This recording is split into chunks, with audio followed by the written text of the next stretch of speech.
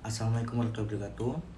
Perkenalkan, nama saya Gilmi Fauzan, NIM 13122000276. Perkenalkan, saya Salsabila Nova dengan NIM 13122000259.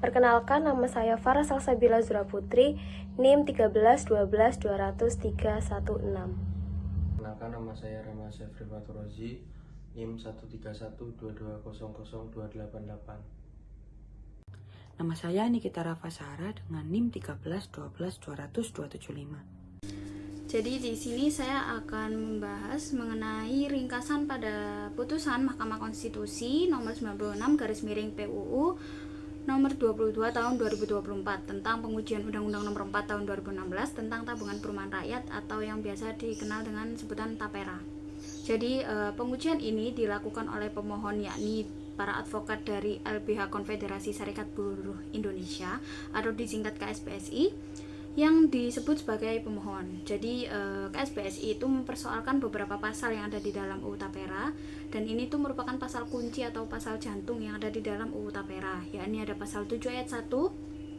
ada pasal 9 ayat 1 dan 2, ada pasal 16, ada pasal 17 ayat 1 dan pasal 72 ayat 1.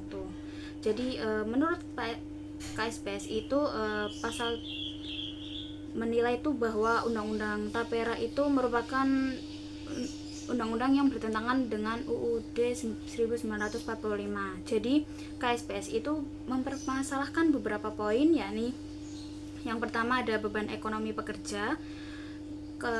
Untuk beban ekonomi pekerja ini KSPSI itu menilai bahwa hal ini itu memberatkan para pekerja karena upah pekerja formal itu hanya sebesar 2,94 juta per Februari tahun 2023, dan tentunya untuk pekerja informal itu lebih kecil daripada pekerja formal. Nah, hal tersebut tentunya berada di bawah KHL atau kebutuhan hidup layak. Nah, potongan tapera yang wajib dibayarkan yakni 2,5% dari gaji pekerja itu. Nah, tentu dengan potongan sebesar itu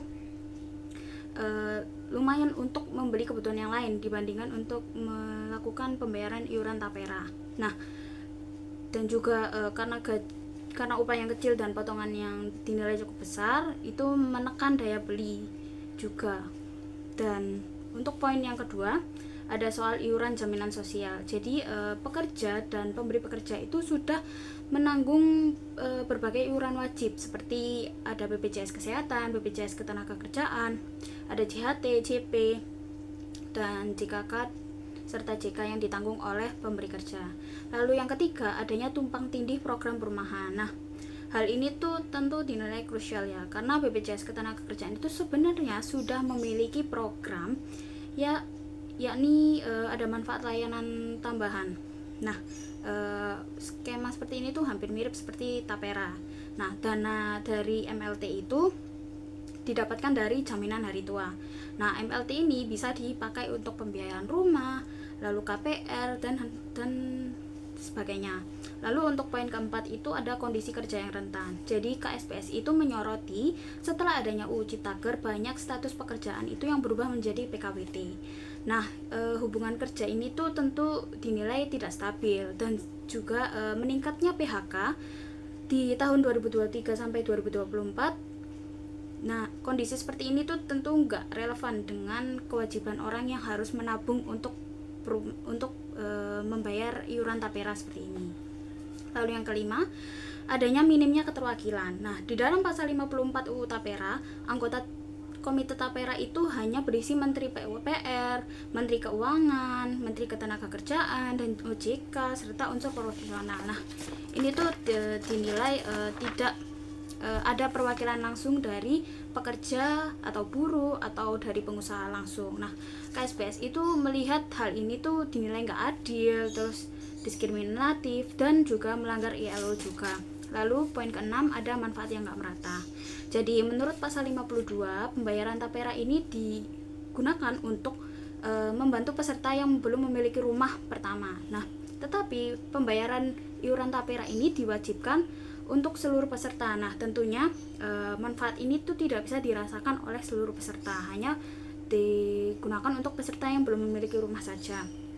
Lalu yang poin terakhir, adanya sanksi yang memberatkan. Jadi di dalam pasal 72 itu ada sanksi administratif sampai pencabutan izin usaha yang diberikan kepada pemberi pekerja apabila ia tidak patuh, ia tidak mendaftarkan pekerja, ia tidak memberikan setoran iuran. Nah, tentu hal itu tuh dinilai akan membuat iklim usaha itu jadi kurang kondusif. Nah, permohonan yang dilakukan oleh KSPSI itu ditanggapi oleh pemerintah dan DPR yang memiliki argumen untuk melawan poin-poin yang sudah dijabarkan oleh KSPSI mengenai UU Tapera itu.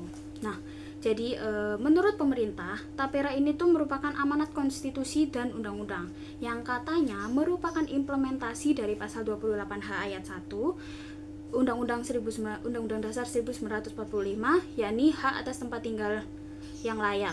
Dan Tapera ini juga tindak lanjut dari UU Perumahan, yaitu Undang-Undang Nomor 1 Tahun 2011. Nah, jadi Tapera ini merupakan bentuk negara hadir untuk menjalankan amanat konstitusi.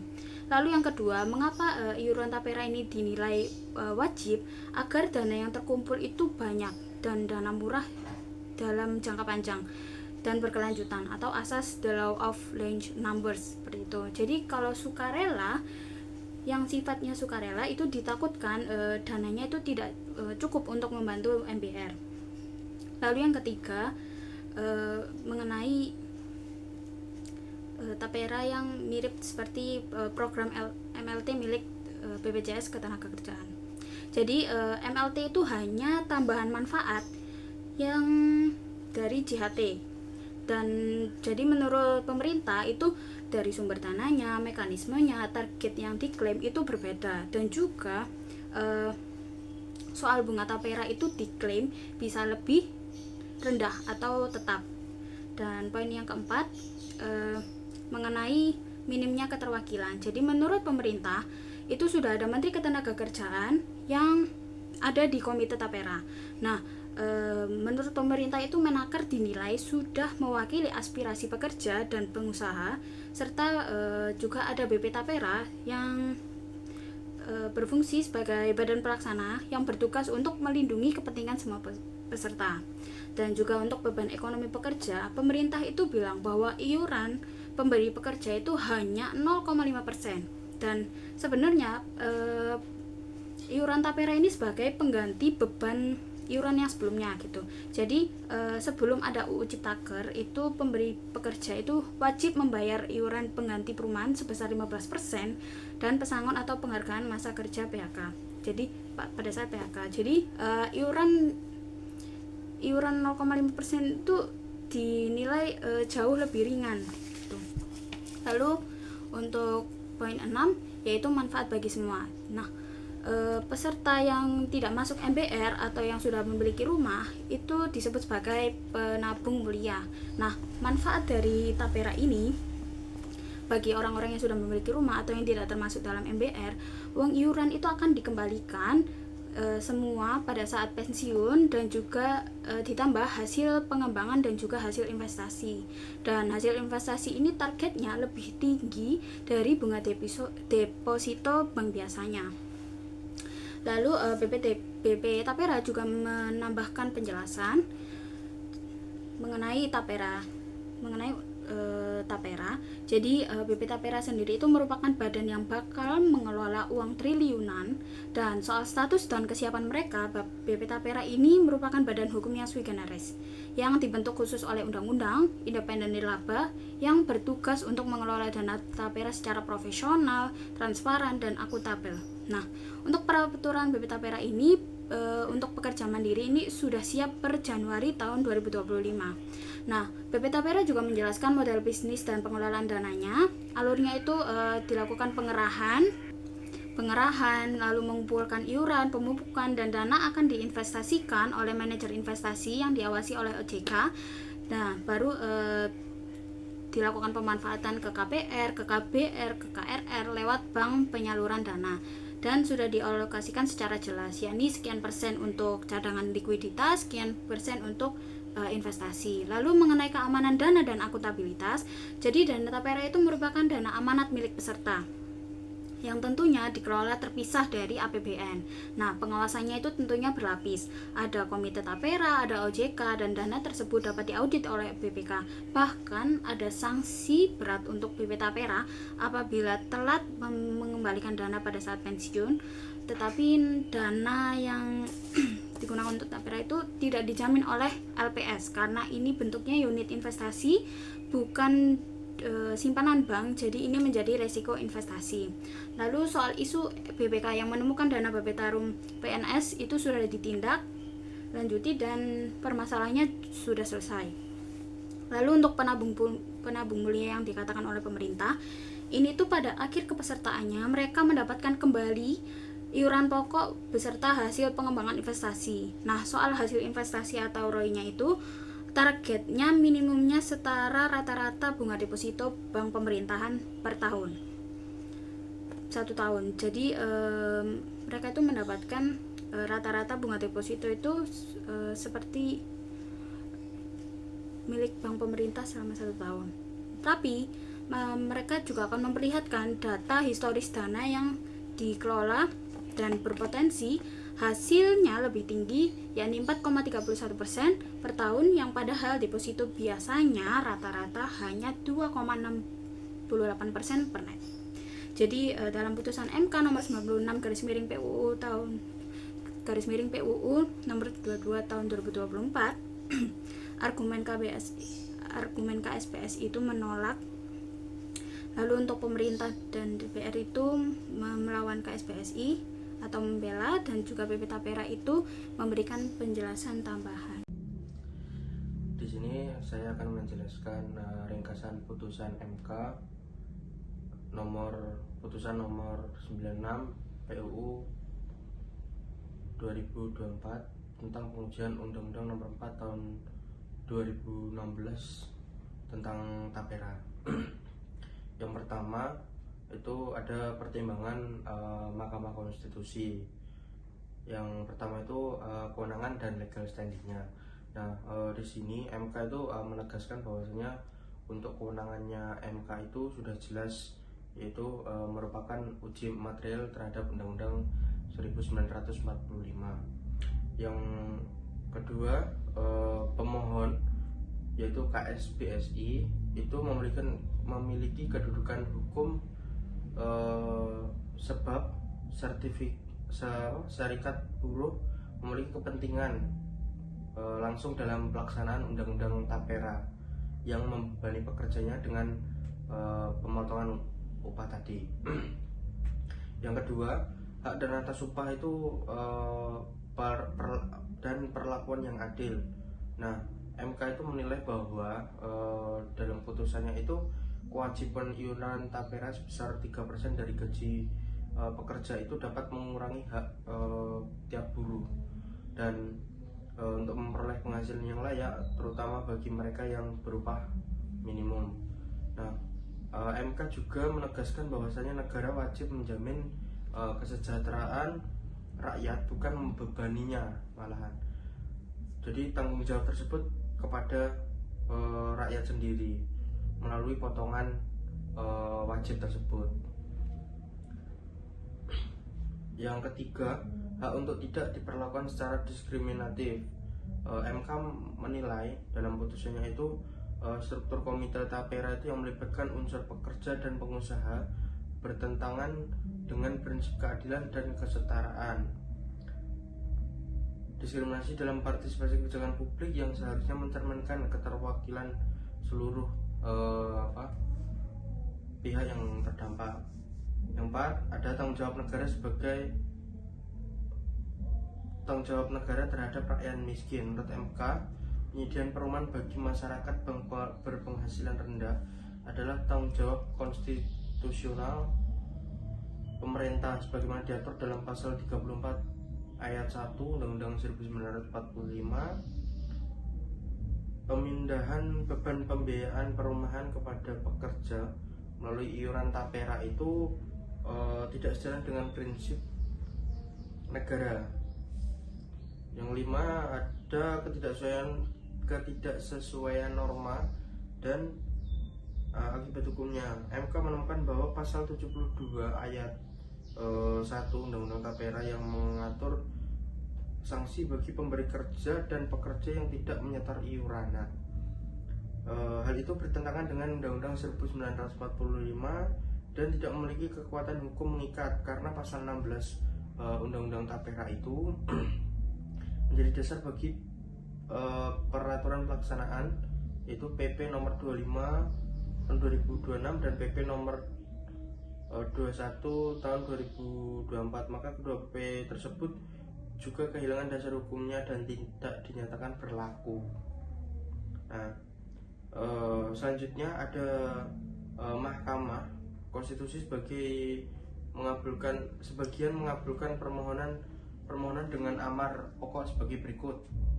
Yang pertama itu menyatakan pasal 72 ayat 1 Undang-Undang Tapera bertentangan dengan Undang-Undang 1945 dan tidak memiliki kekuatan hukum pengikat. Yang kedua itu karena pasal 16 Undang-Undang Tapera menjadi dasar hukum bagi PP 25 tahun 2020 dan PP 21 tahun 2024, maka keduanya peraturan pemerintah tersebut tidak berlaku dan tidak memiliki kekuatan hukum mengikat. Selanjutnya MK itu menilai bahwa pengalihan tanggung jawab penyedia perumahan kepada pekerja itu melalui iuran wajib tidak sejalan dengan prinsip negara kesejahteraan yang dijamin konstitusi. Namun Mahkamah tidak membatalkan seluruh undang-undang Tapera, hanya norma-norma yang dianggap melanggar prinsip konstitusionalitas. Untuk dampaknya dari putusan MK nomor 96 PUU 2024 ini terhadap pelaksanaan program Tapera Tabungan Perumahan Rakyat ini, yang pertama itu adalah pembatalan dasar hukum pelaksanaan Tapera, menyatakan pasal 16 dan pasal 72 ayat 1 Undang-Undang nomor 4 tahun 2016 tentang Tapera itu Tapera tidak dapat lagi memungut iuran dari pekerja dan pemberi kerja, baik di sektor swasta maupun mandiri. Yang kedua, penghentian kewajiban potongan iuran 3%. Sebelum putusan, pemerintah merencanakan kewajiban iuran sebesar 3%. Namun, setelah putusan MK tersebut, kewajiban potongan Tapera ditangguhkan sepenuhnya karena dasar hukumnya dibatalkan. Tidak boleh ada pemotongan upah pekerja dengan alasan iuran Tapera. Yang ketiga, ada evaluasi dan revisi total program Tapera karena norma dasar dan peraturannya itu dinyatakan inkonstitusional. Itu pemerintah harus menyusun ulang sistem Tapera itu tersebut. Untuk dampaknya, pemerintah tidak bisa lagi memaksa pekerja formal, informal, atau mandiri menjadi peserta tanpa kerangka hukum baru yang adil. Nomor 4, perlindungan langsung bagi pekerja. Untuk dampaknya itu pekerja tidak lagi dibebani kewajiban secara finansial yang dapat mengurangi upah secara bersih. Yang terakhir itu dampaknya ada hubungan industrial menjadi lebih seimbang karena hak ekonomi pekerja terlindungi oleh putusan MK. Selanjutnya saya akan menjelaskan terkait kewenangan Mahkamah Konstitusi. Kewenangan MK sendiri telah diatur di pasal 24C ayat 1 Undang-Undang Dasar 1945, yang dimana menyatakan bahwa MK berwenang untuk mengadili pada tingkat pertama dan terakhir yang putusannya bersifat final untuk menguji undang-undang terhadap Undang-Undang Dasar 1945. Putusan MK bersifat final dan mengikat ini tidak ada upaya hukum yang bisa ditempuh terhadap putusan tersebut. Kemudian, bagaimana kewenangan Mahkamah Konstitusi dalam membuat amar putusan? Yakni ada 3 kewenangannya, yaitu mengabulkan, menolak, atau tidak dapat menerima permohonan tersebut. Amar putusan tersebut harus menyatakan permohonan dikabulkan, ditolak, atau tidak dapat diterima, serta secara tegas menyatakan materi muatan undang-undang yang bertentangan dengan Undang-Undang Dasar 1945. Amar putusan sendiri terdapat 3 jenis. Yang pertama tadi permohonan yang tidak dapat diterima, yaitu dikeluarkan jika permohonan tidak memenuhi syarat yang ditentukan. Kemudian yang kedua ada permohonan dikabulkan, yakni dikeluarkan jika permohonan dinilai beralasan, seperti dalam kasus pengujian undang-undang terhadap Undang-Undang Dasar 1945. Jika pembuatan undang-undang tidak memenuhi ketentuan Undang-Undang Dasar 1945, maka MK juga dapat mengabulkan permohonan tersebut. MK dapat menyatakan materi muatan ayat, pasal, atau bagian undang-undang bertentangan dengan Undang-Undang Dasar 1945 dan tidak mempunyai kekuatan hukum mengikat. Kemudian yang ketiga, permohonan ditolak, yakni dikeluarkan jika undang-undang yang diuji tidak bertentangan dengan Undang-Undang Dasar 1945, baik dari sisi pembentukan maupun isi dari materinya. Kemudian apabila membicarakan tentang suatu sifat putusan yang melebihi dari apa yang diminta atau ultra petita, secara umum, putusan yang sifatnya ultra petita itu bisa menimbulkan beberapa pendapat pro dan kontra. Sebagai contoh, pendapat pro dari mantan Ketua MK, Jimli Asidik, beliau mengatakan bahwa sebenarnya boleh saja putusan MK itu memuat ultra petita jika masalah pokok yang dimintakan review terkait pasal-pasal lain dan menjadi jantung dari undang-undang yang diuji. Kemudian pendapat pro lain yaitu jika pemohon mencantumkan permohonan ex aequo et bono atau memutus demi keadilan, maka berdasarkan permohonan tersebut, hakim memiliki kebebasan untuk menentukan amarnya tak terkecuali menyusun putusan yang melebihi dari apa yang dimohonkan selagi masih memberikan keadilan bagi para pihak yang terlibat.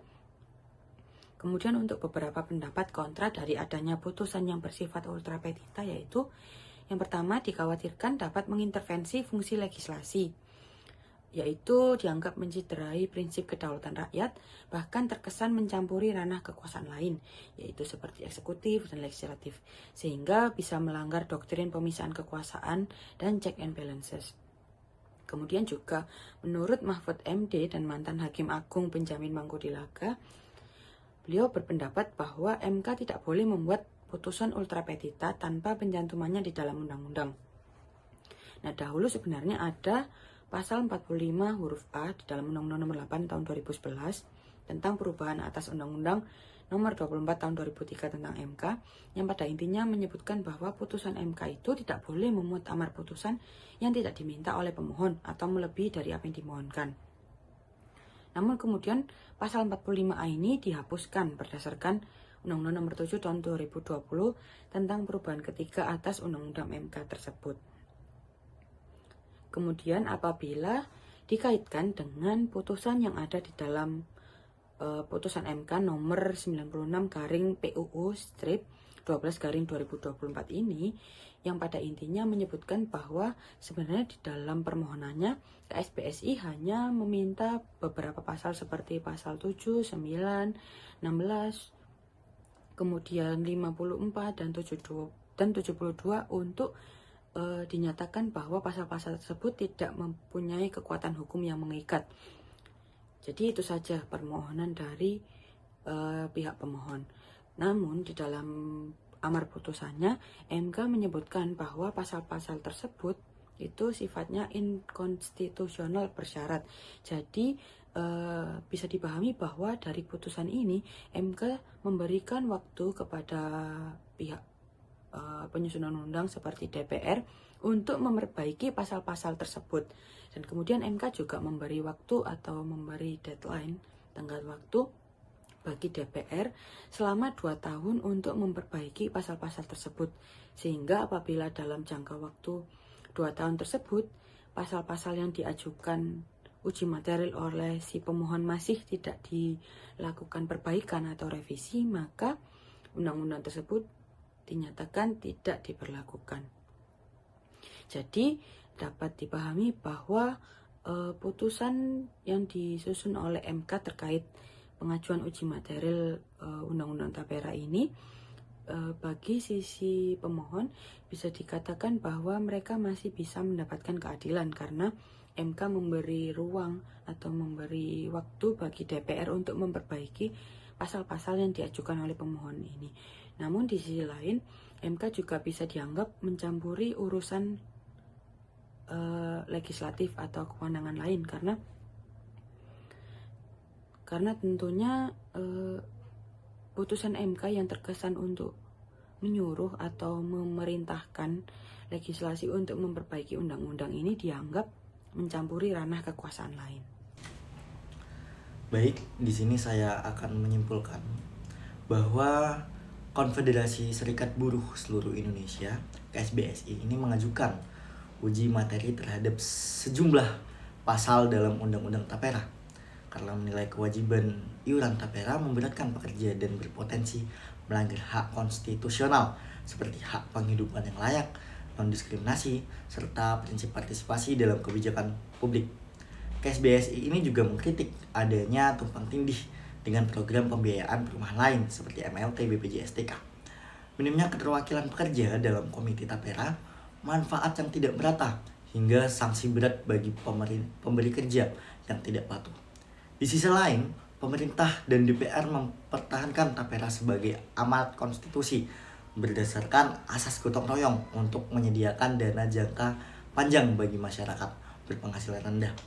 Dengan klaim tidak terjadi duplikasi program dengan adanya manfaat bagi seluruh peserta termasuk yang tidak membutuhkan fasilitas perumahan, maka Mahkamah Konstitusi ini kemudian menilai bahwa adanya kewajiban menabung dalam skema yang disebut tabungan tidak tepat secara konsep dan bertentangan dengan prinsip bebas berkontrak. MK juga menemukan masalah keselarasan antara Undang-Undang Tapera dan Undang-Undang Perumahan, beban ekonomi yang bagi pekerja, duplikasi program, dan kurangnya partisipasi stakeholder.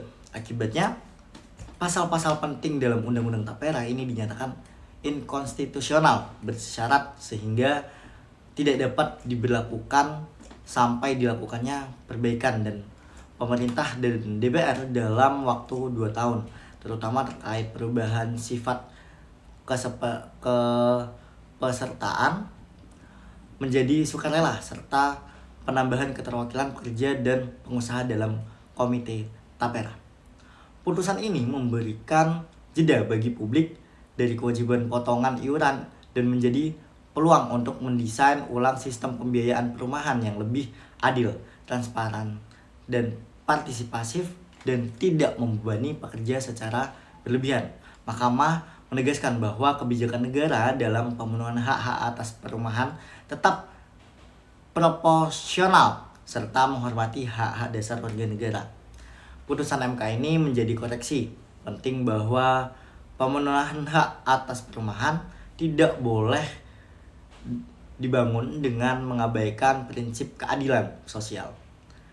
Beban ekonomi pekerja, partisipasi yang bermakna, dan pihak yang menanggung dana tersebut. Sekian, terima kasih. Wassalamualaikum warahmatullahi wabarakatuh.